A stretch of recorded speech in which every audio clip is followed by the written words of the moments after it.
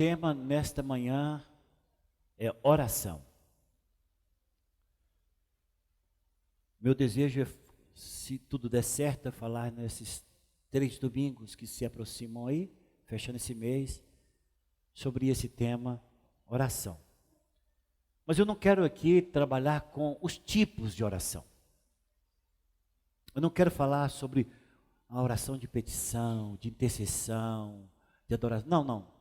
Isso aí nós podemos até falar, mas não é este o nosso propósito. O nosso propósito também não é falar a respeito da eficácia de oração. Você fazendo isso é eficaz, é isso, é aquilo. E nós não temos o interesse de trabalhar como sendo o perfil daquela pessoa que ora, a maneira como ora. De maneira que essas questões todas que já trabalhamos no decurso dos anos, eu gostaria de deixar um pouquinho, trabalhar por algumas coisas um pouco, eu não sei se seria profundas para você, ou extremamente rasas, mas que nós não trabalhamos muito sobre esse tema, e que me senti impelido a trazer para vocês a respeito desse aspecto da oração. Se nós fôssemos colocar um tema nessa palavra, seria a oração e o direito legal. Talvez soe diferente para alguns, ou até novo para outros, mas eu quero falar sobre o direito legal. É importante você compreender que nosso Deus, o Deus que nós servimos, um dos atributos eternos de Deus é de que Ele é justo. E quando fala-se de justo, não é simplesmente aquela pessoa íntegra para entregar aquilo que lhe é devido e não deixar de dar o troco certo. Não é nesse não. Ele é a personificação daquilo que se chama justiça. Deus é tão justo que Ele te deu livre-arbítrio e Ele, pelo poder dEle, poderia tomar a sua vida, porque Ele é seu Deus, Ele é seu Criador, mas Ele não o faz, porque Ele estabeleceu que o homem é que deveria voluntariamente, espontaneamente, deliberadamente servi-lo. De maneira que, com muita dor, e eu entendo por esse aspecto, segundo meus sentimentos, que Deus sente muito a perda do pecador. Ele diz que a palavra do Senhor diz: Deus não deseja que ninguém se perca. Mas o inferno está cheio de gente. Por que está cheio? Porque Deus dotou o homem de livre-arbítrio e ele não pode ferir aquilo que pela sua justiça eterna ele estabeleceu. Um dos grandes problemas que houve com a vinda de Jesus, foi que os judeus esperavam uma vinda como será a segunda vinda de Jesus. A segunda vinda de Jesus vai ser em glória. Ele vai descer dos céus em glória.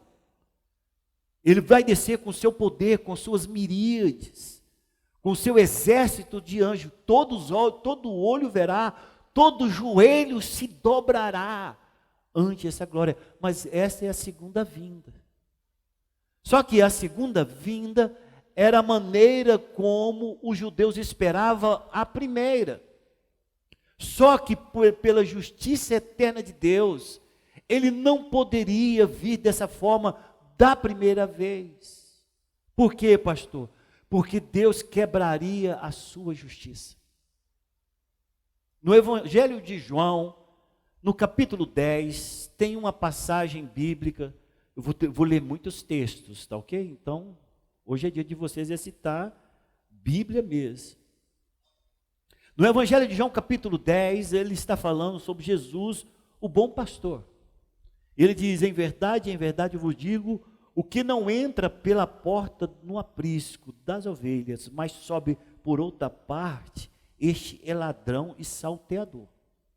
O Senhor está explicando para os seus discípulos a respeito do que vem a ser o verdadeiro pastor. Mas esta verdade, ela não pode só estar presa somente naquela explicação momentânea e histórica que Jesus está dando aos seus discípulos. Não. Esse negócio ali, ele está enriquecido de uma transcendência tremenda. Porque o Senhor está falando a respeito de como Ele se manifesta na terra. Então Deus, por sua justiça, Ele poderia, na sua grande majestade, descer em glória na primeira vez. Mas Ele quebraria a sua justiça. Porque Deus deu a terra aos homens. Nós vamos ler um texto daqui um pouquinho em outro contexto, mas o Senhor falando, os céus são os céus do Senhor, mas a terra Deus deu aos homens. Então o Senhor estabelece ali no Éden a criação do homem, estabelece que esse homem tem que ser formado do pó dessa terra. Somente quem é formado do pó dessa terra tem o direito legal de terráqueo que seja, o terreno que seja, demandar alguma coisa do céu para essa terra. E como na realidade, dentro da presciência de Deus e a eternidade de Deus, Deus sabia que as coisas iam ter uma certa quebra na rota. Ele sabia que ele deveria vir a este mundo para morrer pelo homem, porque de outra sorte, o projeto de Deus estabelecido antes da fundação do mundo não seria cumprido. Então como que Deus faz? Deus tem que vir e nascer como homem. Isso é que é nascer, entrar pela porta. Quando nós olhamos João capítulo 10, ele está falando sobre entrar pela porta. Isso aqui é entrar pela porta no aprisco. O Senhor está dizendo, olha, eu não vim como o diabo vem sobre a vida das pessoas e de forma usurpadora se aposta das pessoas. Não, eu vim pela justiça que eu mesmo estabeleci, eu entrei pela porta. Como que se entra pela porta para ser terráqueo? Como que se entra pela porta para nascer, para falar que é da terra? Tem que nascer da terra, tem que nascer na terra, tem que cumprir todos os ciclos do nascimento, e é isso que Jesus fez. O nosso Deus, diz a palavra, chamado isso na teologia de kenosis, que é a humilhação de Deus. Ele deixa sua majestade, ele deixa sua glória, ele vem, nasce como homem. Por quê? Porque não poderia jamais alguém morrer pelo homem se não fosse homem. Ninguém poderia carregar o pecado da humanidade se não fosse humano. Ninguém poderia resgatar a história do homem se não fosse pelos procedimentos legais estabelecidos por Deus desde a sua eternidade. Porque o nosso Deus é um Deus que age na legalidade. Então, com relação a isso, é importante você compreender que nós queremos traçar o perfil daquilo que nós queremos trazer a respeito da oração ou o poder da oração, mas tirando todos esses penduricalhos que nós colocamos para estimular as pessoas a orar e colocar o entendimento claro sobre o que é direito legal de Deus agir na terra, e Ele só pode agir na terra se for pelo direito legal.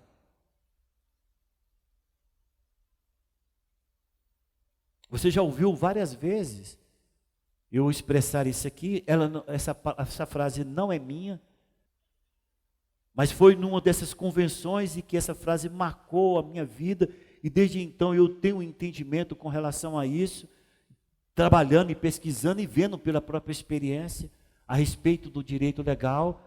A frase é: nem Deus e nem o diabo faz nada na sua vida se você não permitir. Essa frase não é minha. Nem Deus e nem o diabo pode fazer qualquer coisa em sua vida sem que você permita. Mas o que isso quer dizer? Quando nós olhamos os evangelhos, nós descobrimos que não existe em nenhuma circunstância Deus se opondo a Satanás como sendo o príncipe dessa terra, como sendo o proprietário do governo sistêmico, não da terra propriamente dita, mas do que se move na terra, ele sendo o dono disso. Abra a tua Bíblia, preciso que você abra a sua Bíblia. Evangelho de Mateus, capítulo 4, versículo 8 e 9. É a passagem que Jesus está sendo tentado. E o diabo então leva Jesus a um alto monte, diz lá, levou ainda o diabo a um monte muito alto, mostrou-lhe todos os reinos do mundo e a glória deles, e lhe disse, tudo isso te darei, se prostrado me adorares. Você não vê o Senhor demandando com o diabo, falando, isso não é seu, rapaz. Você é um usurpador. Eu te expulso agora desses reinos, porque você não tem autoridade. Você não vê Jesus fazendo isso? Porque o Senhor sabia que o diabo tinha o direito legal sobre o sistema mundano, dado por quem Deus os colocou para representar na terra. Quando Adão permite o diabo entrar naquilo que não pertence a ele entrega a chave desse sistema, desse governo da terra ao diabo. De maneira que aqui, agora nós vemos, permeando no decurso de todos os séculos, até chegar a nós, essa natureza pecaminosa dada, e ele tem direito de ação sobre o homem, dado pelo dono da terra, que era o homem e a mulher. E você vê quando o Senhor Jesus se manifesta, você não vê ele disputando a terra nesse sentido. Evangelho de João, capítulo 14. Quero ver você baixando os olhos e abrindo a Bíblia. Vamos ler muitos textos, eu preciso que você coloque os olhos em todos. No Evangelho de João, capítulo 14, versículo 30, é o momento em que Jesus está caminhando para a cruz.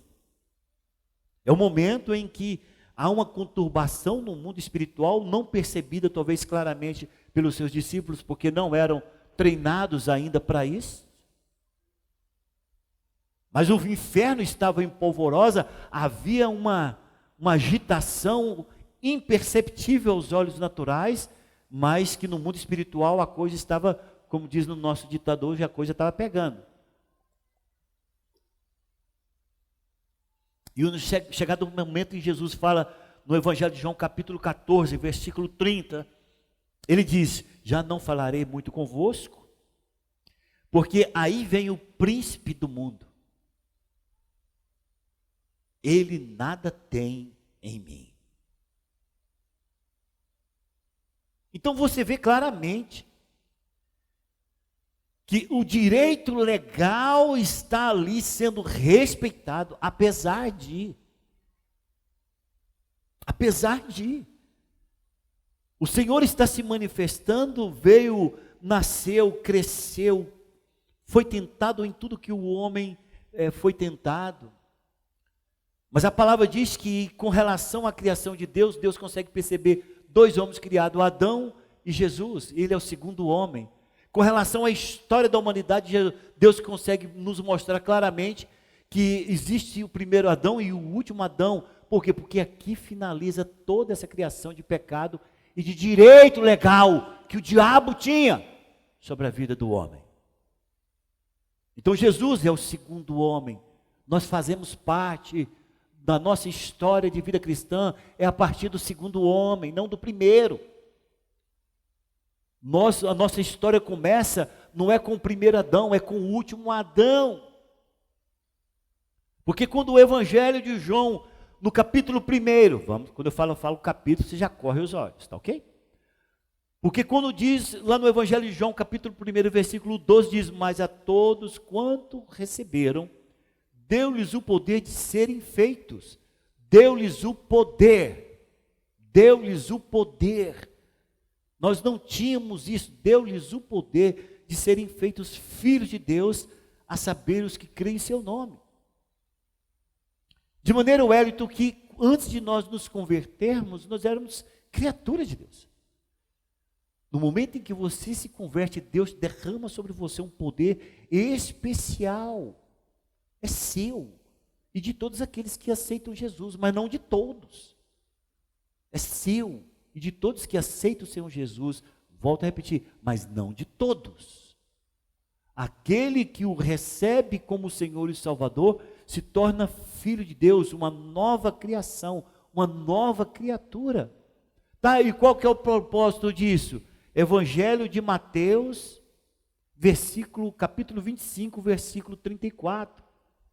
Mateus 25, 34 diz: então dirá o rei aos que estiverem à sua direita: vinde, benditos do meu Pai, entrai na posse do reino que vos está preparado desde a fundação do mundo. Nada foi pego, Deus não foi pego de surpresa, Deus não foi colocado com a mão na testa, dizendo: o que eu faço agora? Não, fique tranquilo. Todo o desencadear de todas as consequências do pecado, tudo sob controle de Deus. Ele estabelece o reino, não deste mundo. Quem entra nesse reino, pastor? Os filhos dele. Somente os filhos dele. Somente aqueles que entraram pela maneira correta de entrar nesse reino, pelo fato de se filiar em Deus, de se tornar parte da herança de Deus. O direito legal dos filhos de Deus é de tomar posse do reino.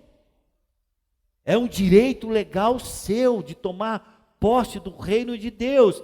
Em Colossenses capítulo 1, carta de Paulo aos Colossenses, capítulo 1, versículo 3 diz: ele nos libertou do império das trevas e nos transportou para o reino do Filho do seu amor. Ele nos libertou do império das trevas. É a mesma coisa, é sinônimos, é para não ter redundância na mesma frase, para não ter reino das trevas e reino dos céus. Ele colocou o império das trevas e o reino do Filho do seu amor, mas são reinos distintos e separados. De maneira que aqueles que estão no império das trevas, o diabo tem direito legal sobre eles. Escute isso aqui, isso é sério. Isso tem que mudar o seu comportamento com relação até o próprio evangelismo, até o seu comportamento com relação às pessoas que estão debaixo desse império. O diabo tem direito legal sobre eles. Eles estão debaixo do governo do diabo por direito legal. Deus não pode mexer com eles, a não ser que eles, em um determinado momento de clareza, de luz e de verdade, tenham a opção de sair desse mar. É como se estivessem afundados em um mar de perdição. Eles colocassem o rosto para fora, vissem a luz e dissessem: eu quero essa luz. E de repente, pelo fato deles desejarem, são tirados de lá e colocados no outro reino. Deus só tem direito legal aonde Ele reina. Vai ficar complicado daqui a um pouco.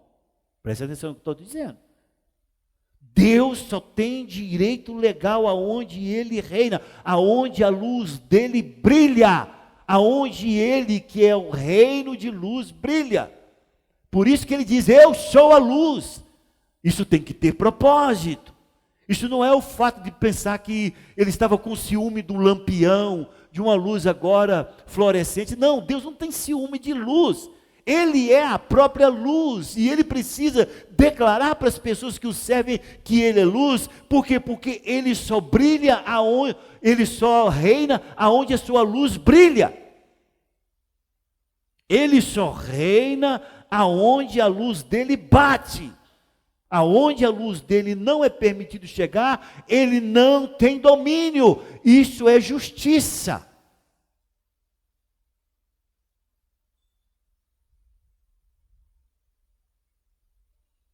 A vontade de Deus será feita na terra por solicitação daqueles que nasceram nessa terra. Agora vamos lá? Esse aqui eu quero que você veja. Salmo 115, 16. Salmo 115, risca na sua Bíblia isso aí. Faz um asterisco aí. É um versículo extremamente importante, é uma frase, jogada no meio dessa preciosidade chamada Salmos, mas que ela fala muito forte, ela tem muito conteúdo somente nessa revelação aí. Os céus são os céus do Senhor. O diabo não tem poder nos céus. Qual céu, pastor? É essa parte mais próxima da terra? Não, estou falando do reino do céu. Porque Paulo mesmo diz que nessa parte mais próxima da terra, quem governa é o sistema. Ele mesmo diz, a nossa luta não é contra sangue, nem contra a carne, mas contra os principados, potestades, dominadores das forças espirituais do mal, que agem nas regiões celestes. Não é aqui, é acima disto. Os céus são os céus do Senhor, porque foi de lá que ele foi expulso. Foi de lá que ele foi expulso. Mas a terra deu ele aos filhos dos homens. Pronto, ponto final. Essa terra, ela só pode, você só pode chamar algo à existência nessa terra, Helder, se você nasceu dela. Você só tem direito legal de trazer o reino de Deus na terra, porque você nasceu nessa terra. Se você tivesse nascido na lua, você não teria direito. Se você tivesse nascido em Marte, acabou, você não tem direito. Porque você não tem aquilo que nós observamos desde Gênesis a Apocalipse, que é o direito legal de agir, e nós tratamos com um Deus que é justiça. Por isso é importante você compreender que quando os discípulos pedem para Deus, Senhor, nos ensine a orar, aí vem Evangelho de Mateus capítulo 6, abra, Evangelho de Mateus capítulo 6, versículo 10, muito conhecido, mas põe os olhos. O Senhor ensinando os seus discípulos a orar, Ele diz, olha, isso aqui é de extrema importância, por isso fica como algo, um princípio pelo qual vai reger toda a rede de comando sobre essa terra, que eu tenha direito de agir. Aí ele ensina, fala, olha, vocês vão ter que sempre solicitar, venha o teu reino, faça-se a tua vontade, assim na terra, como a tua vontade é feita no céu. A vontade de Deus é que nenhum se perca. A vontade de Deus é de que o reino dele já estivesse estabelecido há muitos séculos atrás. A vontade de Deus é de que realmente o Apocalipse já tivesse cumprido e nós já estivéssemos resolvidos nessa relação com Deus e celebrando um casamento, porque parece que a pessoa consegue distinguir casamento de bodas. Quando fala bodas do Cordeiro, é casamento do Cordeiro. Nós já tínhamos casado com Deus, nos tornado amalgamados com Ele só, na sua essência e poder, e a história teria terminado, mas não terminou.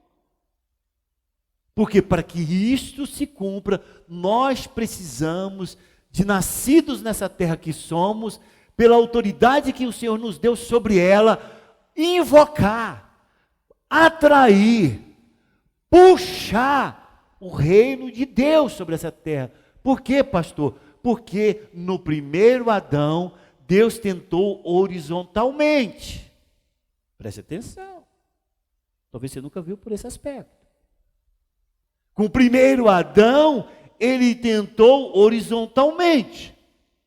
O que o Senhor quer dizer com isso? Isso eu quero dizer o seguinte, que se nós não tivéssemos se o nosso representante lá no Éden não tivesse caminhado pelos atalhos da vida e tivesse tomado a decisão que tomou, nós éramos hoje, eu estou calculando que nós já somos próximo de 8 bilhões, fora os que já morreram e talvez não teriam morrido, nós teríamos hoje aí quase 500 bilhões, se juntarmos todos aqueles que morreram no decurso da história, 500 bilhões de pessoas segundo a semelhança, a imagem e semelhança de Deus.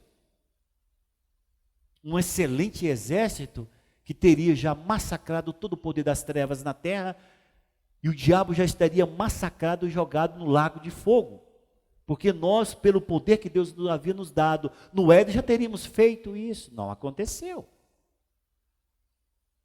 O crescimento não foi horizontalizado.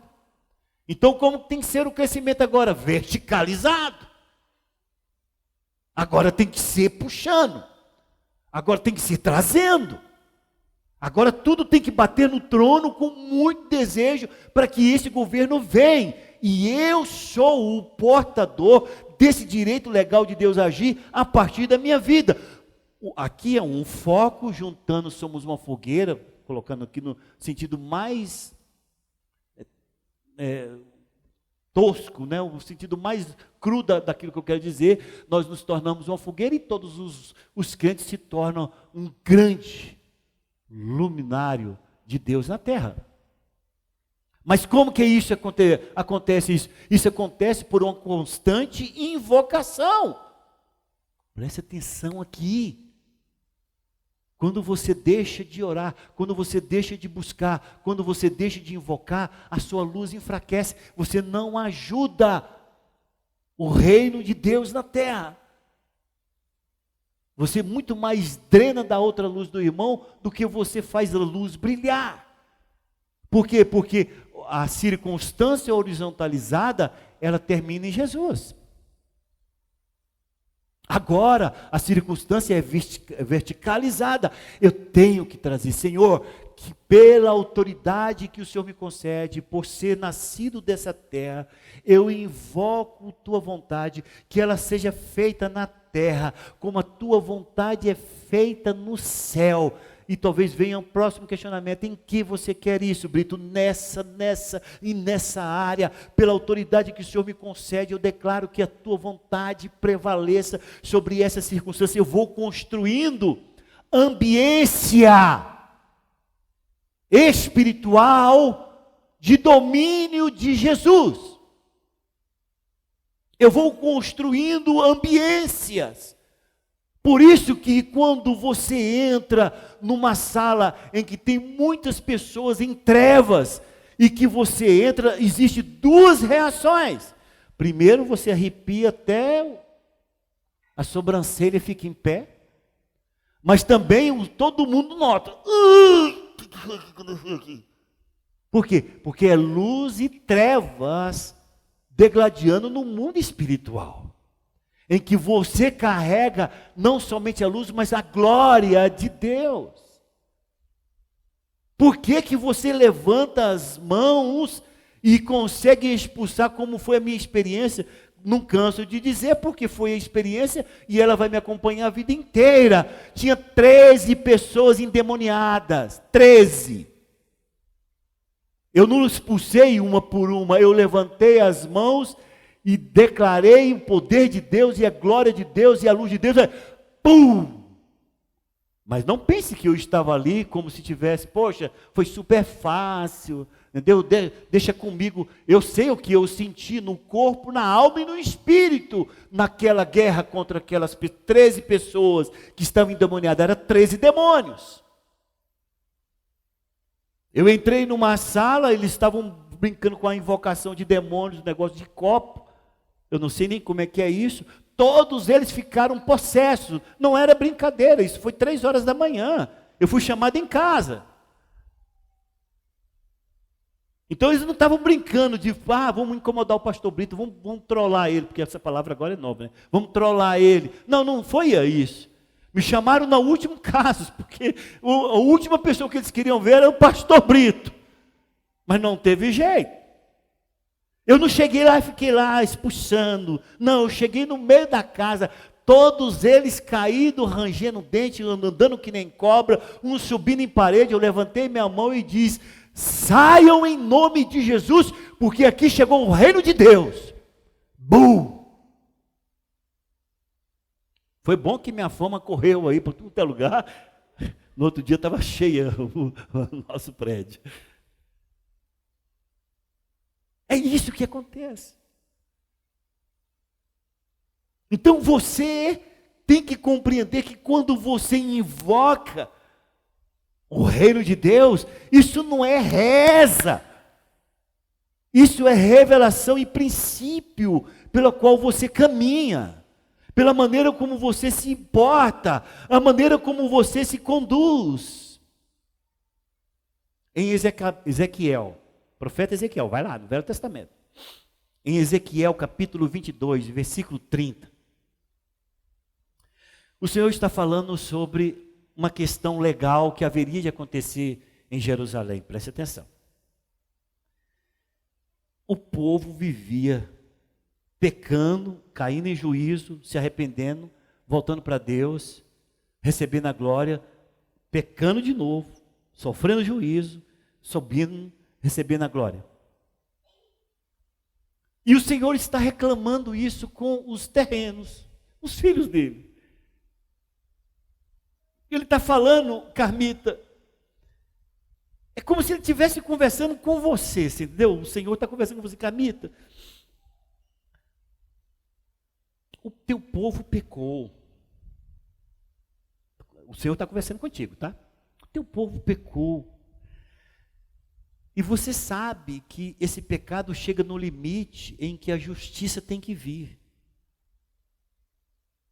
Porque eu sou um Deus de justiça. E o problema que eu estou enfrentando é que eu não consigo encontrar ninguém que interceda e mude de forma soberana aquilo que haverá de acontecer.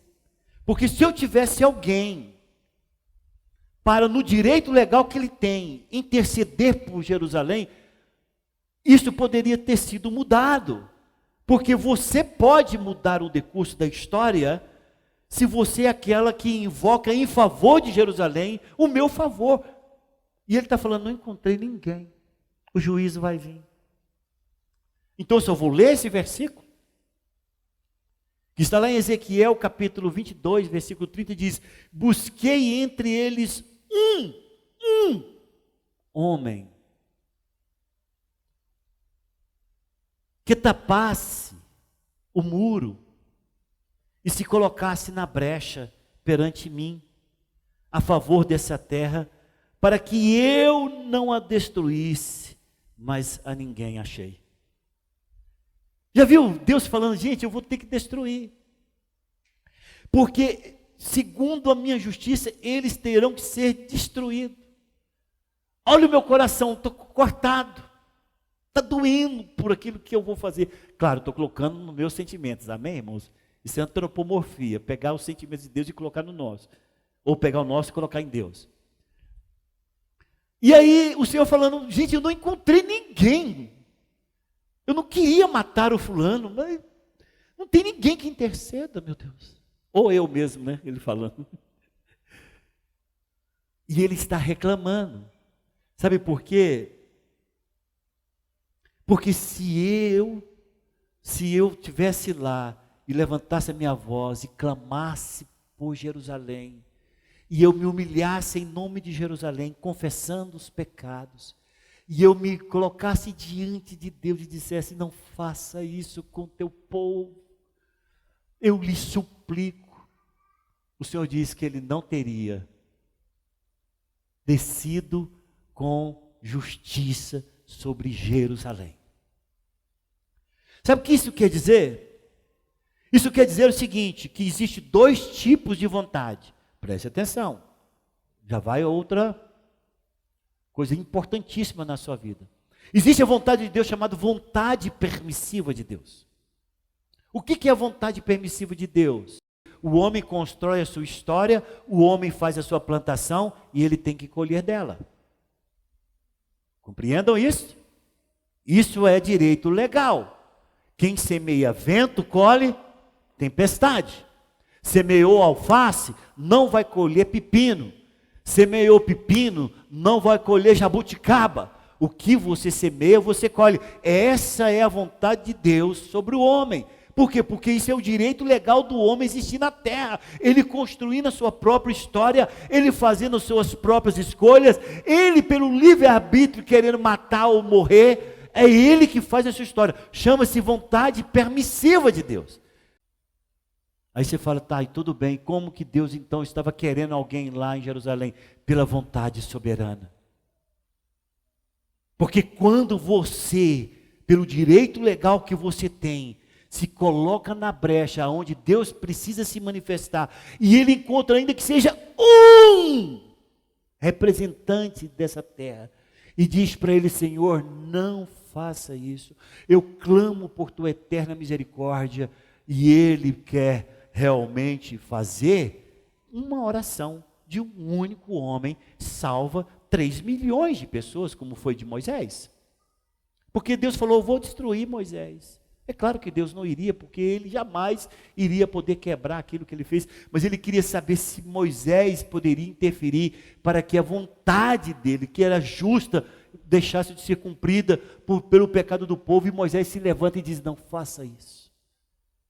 E era isso que Deus queria ouvir. Por quê? Porque toda vontade de Deus e toda ação de Deus tem que ser segundo a concessão de quem mora aqui. O seu filho está indo para o inferno porque você quer.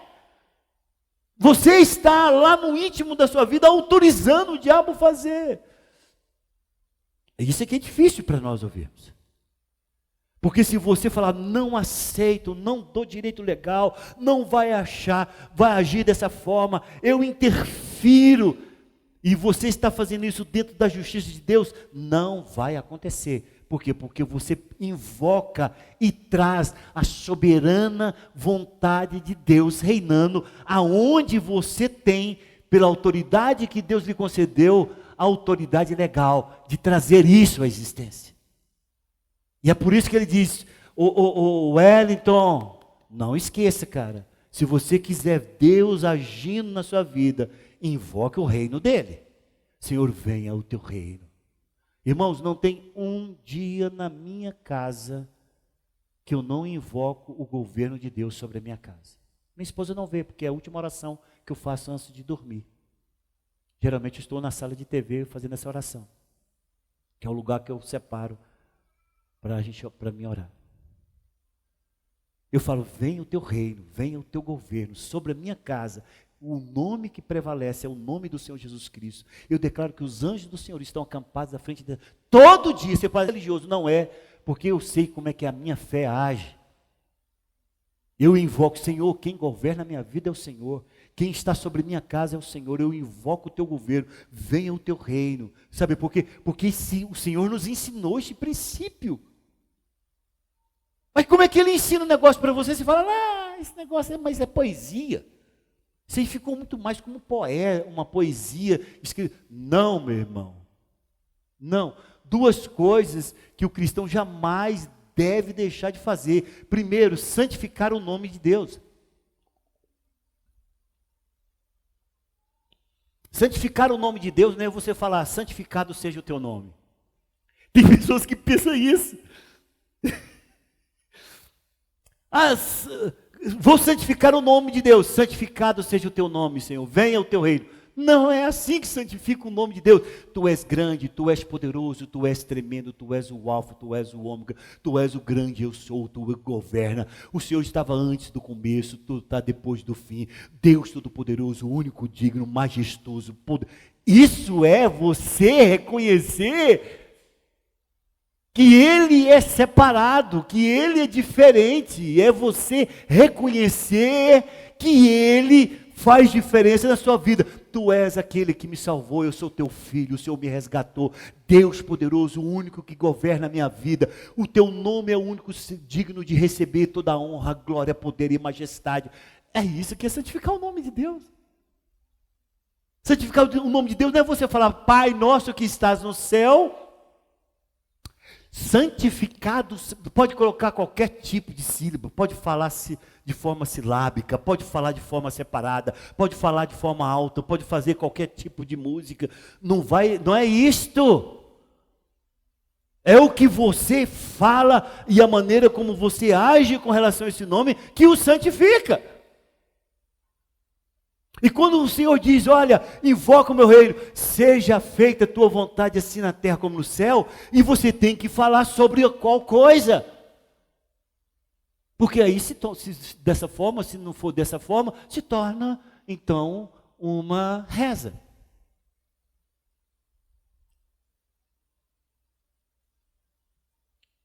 Lucas capítulo 2. Evangelho de Lucas capítulo 2. Eu vou ler o texto a começar a partir do versículo 25. Havia em Jerusalém um homem chamado Simeão, um homem este justo e piedoso, que esperava a consolação de Israel. E o Espírito Santo estava sobre ele. Revelara-lhe o Espírito Santo que não passaria pela morte antes de ver o Cristo do Senhor. Movido pelo Espírito, foi ao templo, e quando os pais trouxeram o menino Jesus para fazerem com ele o que a lei ordenava, Simeão o tomou nos braços e louvou a Deus, dizendo: agora, Senhor, pode despedir em paz o teu servo, segundo a tua palavra, porque os meus olhos já viram a tua salvação, a qual preparaste diante de todos os povos, luz para a revelação aos gentios e para a glória do teu povo de Israel. E no mesmo capítulo, versículo 37, e que era viúva de 84 anos, esta não deixava o templo, mas adorava noite e dia com jejuns e orações. Quero falar sobre esses dois personagens, porque nada é colocado na Bíblia simplesmente por uma mera ilustração, ou simplesmente para reconhecer algo na vida desse. Não, porque Deus não está preocupado com a reputação de quem orava ou quem deixava de orar. A preocupação de Deus não é essa. Se está na Bíblia e foi conservada para nós, é porque traz muito mais do que um relato histórico, traz para nós princípios.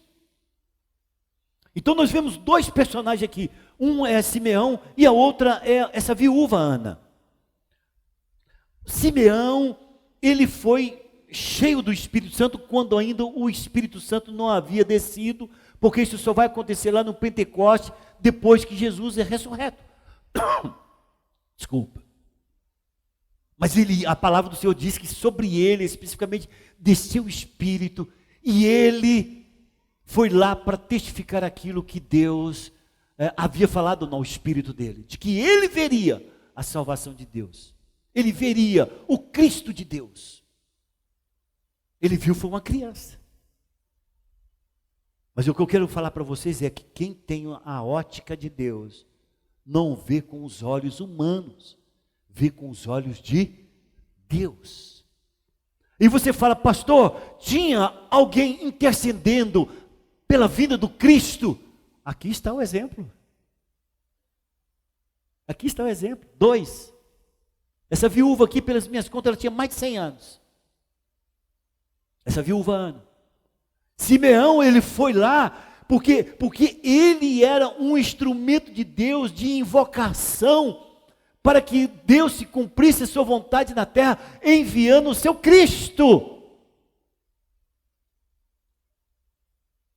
Profetizado por muitos profetas, mas talvez somente aqui nós vemos alguém clamando para que a vontade de Deus fosse cumprido na terra, e a esse que se dedicou especificamente por isso, e a esta, um homem e uma mulher idosos, mas que compreendiam o significado de direito legal de Deus na terra. Eles foram levados lá. Foi lá, vai lá, vão lá para você ver aquilo pelo qual você orou a vida inteira. E ele chega lá e fala, agora pode sim, Senhor, despedir o teu servo. Quer dizer, me leva, pode me levar, porque essa vida aqui está enfada e canseira. Porque meus olhos viram a salvação. Irmão, escute o que eu quero dizer. Nada vai acontecer na sua vida trabalhista, social, ministerial, qualquer coisa que for acontecer na sua vida, desde o momento em que você aceitou Jesus como o Senhor e Salvador da sua vida, nada vai acontecer se você não trouxer a existência pelo direito legal que você tem de trazer isso do céu para a terra e isso vir na sua vida como algo que seja concreto, que seja tangível na sua vida. Não vai acontecer. Porque você tem que compreender que Deus só vai fazer se você invocar pela autoridade que Deus te concedeu, para que Ele possa ter o direito legal de agir na sua vida ou naquela circunstância. Vai ter que ter uma oração sua, declarando, chamando a existência, profetizando e dizendo, vai acontecer, porque eu dou a autoridade ao meu Deus, para que isso possa vir à existência. Quando estão entendendo, diz amém.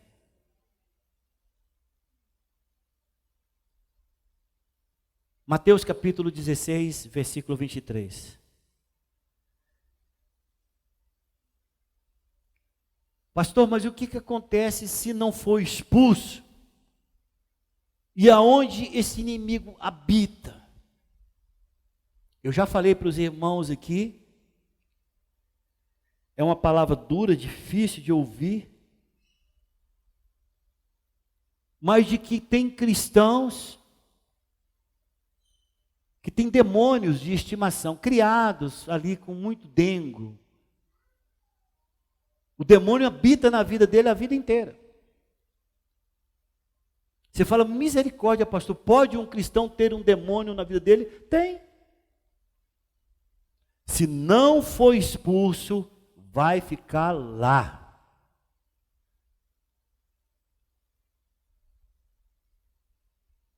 Demônios de várias formas, demônio da infidelidade, demônio da prostituição, demônio da pornografia, demônio dos vícios, escondido lá, demônio da incredulidade, está lá na vida dele. Ele consegue conviver com este demônio e ele nunca expulsa o demônio. Parece que fez uma amizade. Como Eva fez amizade com a serpente, esse crente fez amizade com o demônio. Então ele faz acordo. Ou não me atormenta hoje não, hoje eu quero ter paz. E aí o demônio fala, então tá bom, eu vou te pegar só amanhã. E faz acordos. Demônio da avareza, da rebeldia. Vocês acham que isso aí não é demônio? Claro que é. Tudo aquilo que vai contra o que seria normal de você agir como filho de Deus e não age, é porque tem um inimigo ali. É porque tem uma ação maligna ali. Aí você fala, não, isso não é possível. Não é possível? Evangelho de Mateus capítulo 16, versículo 23. Mas Jesus voltando-se disse a Pedro, arreda Satanás. Espera aí, mas para quem Jesus está falando isso? Para um dos apóstolos. Arreda Satanás. Tu és para mim pedra de tropeço, porque não cogita das coisas de Deus, e sim das dos homens. Lá no Evangelho de Lucas, capítulo 22, versículo 31, o Senhor, numa conversa que teve com Pedro, disse, Simão, eis que Satanás vos reclamou para vós, para vos peneirar como trigo, mas eu roguei por vocês. O Satanás estava ali. Você pensa, gente, quem está aqui é Jesus. Sim, em volta de Jesus, onde está? Se não tem Jesus, tem o diabo. E aí, esse mesmo que diz, tu és o Filho de Deus, aquele que haveria de vir, o Filho de Deus, ressurreto. E o Senhor falou, Pedro do céu, não foi nem carne nem sangue que te revelou, mas foi o meu Pai que está no céu, glória a Deus. Passa pouco tempo, já está lá Pedro, dando espaço para o diabo. Aí você fala, não pode falar assim, pastor, fere a pessoa.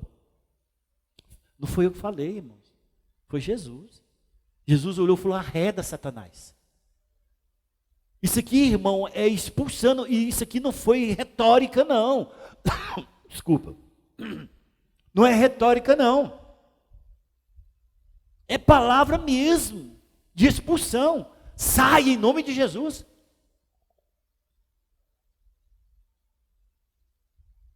Se você não expulsa o demônio, se você não resiste e expulsa ele, ele vai permanecer lá a vida inteira, vai ser sua companhia até a morte. Por quê, pastor? Porque o Espírito Santo habita no teu espírito. Você quer ver um terreno que o diabo disputa com Deus? É a sua alma. O Espírito Santo habita no seu espírito. Você nasce de novo, não é na alma. Você nasce de novo, é no espírito. Por isso que Paulo, escrevendo aos Romanos, diz, olha, eu quero que vocês sejam transformados pela renovação da vossa mente. Porque vocês renovando a sua mente, vocês irão experimentar a boa, agradável, perfeita vontade de Deus. Mente é alma. A alma precisa ser liberta. Por quê? Porque esteve muitos anos debaixo dessa forte influência que, com direito legal de agir, do diabo na nossa vida.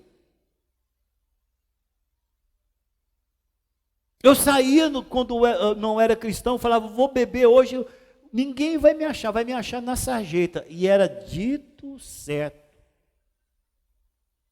Só me achava na sarjeta. Os amigos me buscavam lá e me levavam para casa. Por quê? Porque o diabo tinha direito legal de agir. Atos capítulo 5, versículo 3. Uma bênção à igreja, fluindo tremendamente. Os irmãos cheios do Espírito Santo, falando em línguas. Poder de Deus se manifestando, ofertas, dízimos, primícias. A igreja estava uma maravilha. O diabo enche o coração de um deles. É claro que não foi somente este, mas esse é dado como exemplo para mostrar que não existe esse negócio de pensar que se você dar lugar, o diabo não vai agir, ele vai entrar, ele vai perturbar, ele vai trazer incômodo, ele vai fazer a coisa não fluir. Por quê? Porque estava lá na bênção toda, o diabo enche o coração de Ananias, ele mente, ele quer aparência, né? Aquilo que nós falamos no fermento, no domingo passado, ele quer aparência, ele quer mostrar para todos que está no mover, mas não, o coração dele era tomado pelo diabo. E no capítulo 5, versículo 3 diz, então disse Pedro, Ananias, por que encheu Satanás teu coração, para que mentisse ao Espírito Santo, reservando parte do valor do campo? Então isso não tem, você não precisa pensar que esse negócio não acontece no nosso meio, não acontece. Preste atenção. Talvez você tenha um demônio de estimação. A palavra talvez seja para você hoje. Esse vício que você tem escondido. Você acha que isso aí foi Deus que te deu? Esses pensamentos que você tem o tempo inteiro te perturbando, noite e dia. É isso que o Espírito Santo está te dando? É Deus que está fazendo? Não, meu irmão. Aí não, né? Aí não tem jeito, né? Essa tentação que você tem, essa força maligna que te empurra para as coisas que não são de Deus e o tempo inteiro te perturbando. É o Espírito Santo que está fazendo isso aí? É claro que não. Isso aí vai continuar até o dia que você bater o pé e dizer, saia da minha vida. Mas não é só essa palavra que eu estou dando aqui, não. É de ter comportamento, de ter palavra, de ter atitude e de ter vontade de dizer, chega. Chega. Esse vício que você tem escondido aí, esse negócio só vai acabar o dia que você falar, chega. Atos capítulo 16. Atos capítulo 16 acontece algo interessantíssimo. No versículo 17 diz assim: seguindo a Paulo e a nós, está falando de uma jovem possessa de espírito de adivinhação, seguindo a Paulo e a nós, clamava dizendo: estes homens são servos do Deus Altíssimo, e vos anuncio o caminho da salvação. Pura verdade. Aquela jovem possessa de demônios estava falando a pura verdade. Não tem nada nessa frase que esse demônio falava que não é mentira. Mas era uma estratégia de permanecer, e depois que Paulo, Silas, todo mundo fosse embora, ela permanecesse lá, dando lucro e permanecendo aquele demônio com direito legal na vida daquela garota, a vida inteira. Seguindo a Paulo e a nós, clamavam dizendo: estes homens são servos do Deus Altíssimo e vos anuncio o caminho da salvação. Isso se repetia por muitos dias. Olha, escute aqui. A Leila passa, sabe o que está acontecendo ali. Fala: não vou mexer, porque o mal vai ser pior. Só usando exemplo, tá, Leila? Aí você passa e vai fazer a obra de Deus, que ali é muito maior, é muito mais rentoso. No outro dia você passa de novo. A mesma coisa. Você fala: meu Deus do céu, se eu mexer com esse negócio aqui, não vai fufar ali na frente. Então eu vou ter que aguentar. Mas chega um momento que você não aguenta. Eu pergunto para vocês, às vezes, Erigios, que Paulo passou e aquela menina incomodou e ele não expulsou, o demônio saiu? Não. O demônio sai da onde é expulso. Preste atenção. Presença de Paulo, poder de Deus, manifestação da glória, passava perto dela e ela ainda falava: estes são servos do Deus Altíssimo e falam para vocês das palavras eternas. Todo mundo falava: gente, nossa adivinha é poderosa. E Paulo sabendo, mas Paulo não expulsou e ele continuava lá. Pastor, por que o senhor está falando isso? Sabe por quê? Porque aquele demônio que atormenta a sua casa, sua vida, seu trabalho, ele só vai sair dali se você expulsar. Você vai conviver com ele a vida inteira. Se você não falar nada para ele, ele vai ficar lá, porque ele tem direito legal de estar onde está, porque esse sistema é do príncipe deste mundo, esse sistema é do Senhor deste mundo. Dos reinos deste mundo tem dono, e ele é o diabo. Ele só vai sair da onde for expulso. Vai ficar na sua vida a vida inteira se não for expulso. E você vai conciliar momentos de glória de Deus com a presença dele. Meu Deus, eu vejo isso na vida de crente. Como que conseguem? E Paulo está passando. Olha o que acontece.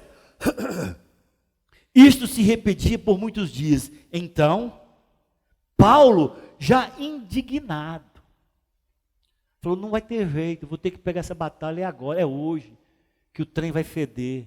Porque Paulo sabia o que ia acontecer depois disso. E impediram continuidade da obra que ele estava fazendo. Porque ia dar o problema com os senhores dessa escrava. Mas ele diz: não aguento mais. Paulo, já indignado, voltando-se, disse ao Espírito: em nome de Jesus Cristo, eu te mando, retira-te dela. E ele, na mesma hora, saiu. Se Paulo tivesse conseguido, essa mulher tivesse atormentado ele por uns 10 dias, e ela ficar, depois sumisse, até hoje ela estava possessa, se estivesse viva. Mas Deus também tinha um propósito na vida dessa mulher, por isso que Paulo indignou. Mas o que eu quero te mostrar é que a ilustração é muito clara. Passando ali, irmãos, um cara que tem entendimento, um cara que escreve aos Efésios, em termos de guerra espiritual, que não teve outro apóstolo, não teve outro discípulo que escrevesse com maior tranquilidade, naturalidade, entendimento, profundidade sobre guerra espiritual do que Paulo. Você vê isso pela até aquela carta que ele escreveu aos Efésios. E Paulo, esse que tem todo o entendimento, está passando por ela. As pessoas poderiam falar, não, só a presença de Paulo, porque teve momentos que o lenço de Paulo curava. Mas foi levado com o devido propósito. E ele passava, estava ali, estava passando quem? Expert em libertação. Mas não falava. Não dava a ordem que ele tem em nome de Jesus. E por ele não dar a ordem, ela ficou lá, todo dia falando. A profecia dela já estava quase ela lá no fundo daquela possessão dela, ela dizendo, Paulo, olha para mim, me liberta. O demônio só vai sair da onde ele foi expulso. Não se engane. Ele só vai sair da onde ele foi expulso. Se ele não for expulso de áreas extremamente importantes da sua vida, ele vai continuar ali agindo.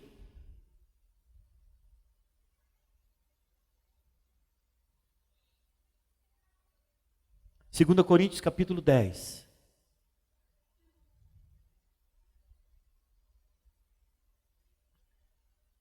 Segunda Coríntios capítulo 10, versículo 3 a 6.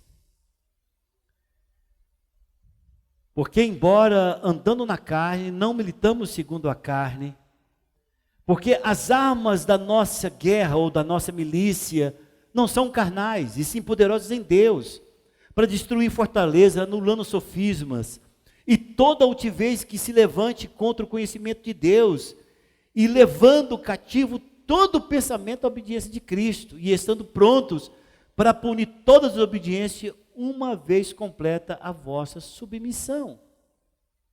Escuta, existem fortalezas, Paulo traz isso para nós.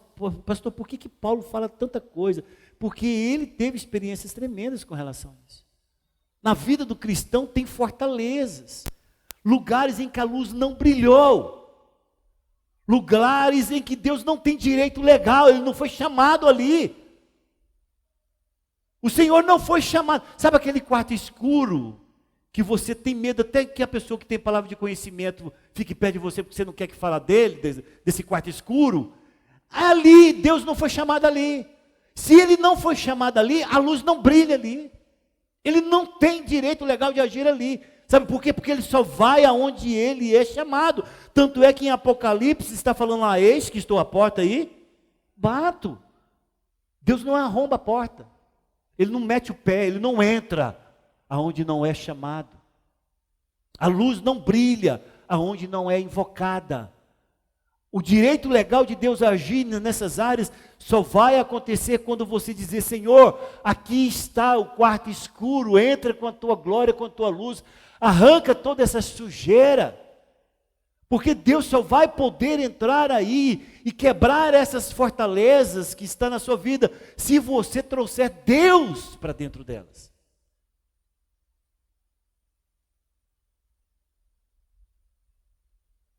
Efésios capítulo 4, versículo 18, desculpa, eu não vou esperar, não é Efésios não, desculpa. Deuteronômio capítulo 30, versículo 19. Os céus e a terra tomo hoje por testemunha.